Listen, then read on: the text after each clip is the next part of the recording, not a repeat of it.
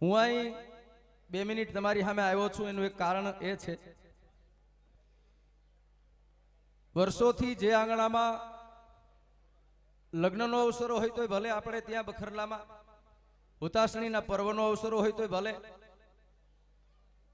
એક એવો માણસ ગળામાં ઢોલ નાખી અને એની પરંપરાને જેને નિભાવી છે. મેરના માટી માટે તો હું એમ કહું છું કે મેરનો માટી કોઈ બેભાન થઈ ગયો હોય અને બાજુમાં કોઈ મણિયારો વગાડે ને એટલે જાગી જાય. તમે કલ્પના કરો, આ મણિયારો એના લોહીમાં વણાયેલો છે.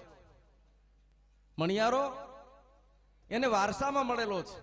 મણિયારો એને જીન્સમાં મળેલો છે.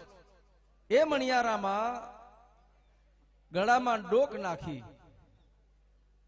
અને બખરલાના આ ચોકને ગજવનારો એક માણસ એટલે સ્વર્ગસ્થ ધનજીભાઈ ઢોલી. એમની વિદાય થઈ, બધાને બહુ દુઃખ થાય 100%.